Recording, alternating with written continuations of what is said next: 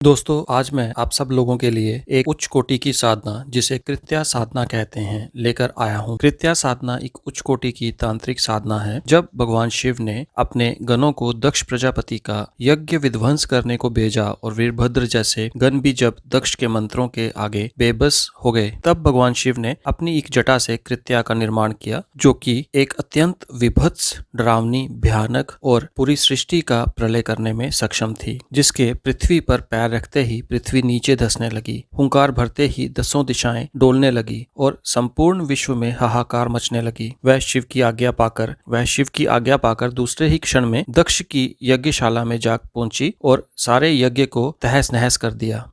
बाकी लोगों की तो बात ही क्या, वहां बैठे सैकड़ों देवी देवताओं तक को उसने उठा कर पटक दिया और यज्ञ के आयोजक दक्ष का सर एक ही क्षण में धड़ से अलग कर दिया। ऐसा लग रहा था कि मानो कृत्या के रूप में वहां कोई प्रलय आ गई हो, जिसके सामने ना तो देवताओं की सिद्धि काम कर रही थी और ना ही दक्ष के मंत्रों का कोई प्रभाव था। उस कृत्या के सारे शरीर से आग की लपटें निकल रही थी, जिससे सारा संसार झुलस रहा था, जिसके क्रोध के आगे धरती और आकाश, पवन और दसों दिशाएं थर थर कांप रही थी और लग रहा था कि इसके क्रोध को शांत करना कठिन ही नहीं अपितु असंभव है। तब समस्त देवता भगवान शिव के आगे हाथ जोड़कर गिड़गिड़ाने लगे, क्षमा याचना करने लगे। तो तब जाकर भगवान शिव का क्रोध कुछ शांत हुआ और उन्होंने कृत्या को पुनः अपने पास बुला लिया। दोस्तों, आज के युग में बहुत ही कम, या यूं कहें कि कुछ गिने चुने साधकों के पास ही कृत्या साधना के संबंध में पूर्ण जानकारी है। कृत्या साधना के लिए आवश्यक है कि साधना से पहले साधक ने गुरु से गुरु दीक्षा एवं ब्रह्म दीक्षा प्राप्त की हो।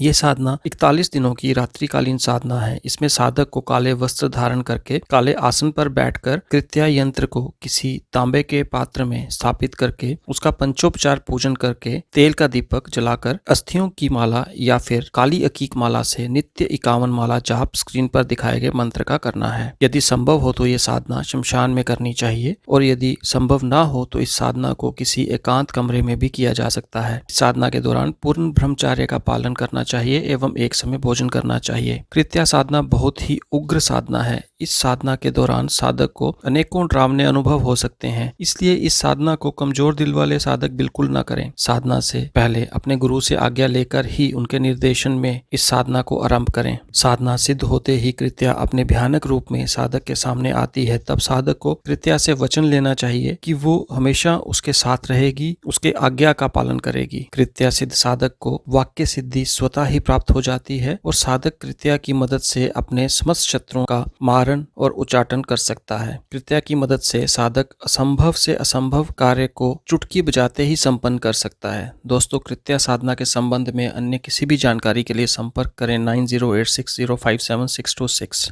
धन्यवाद।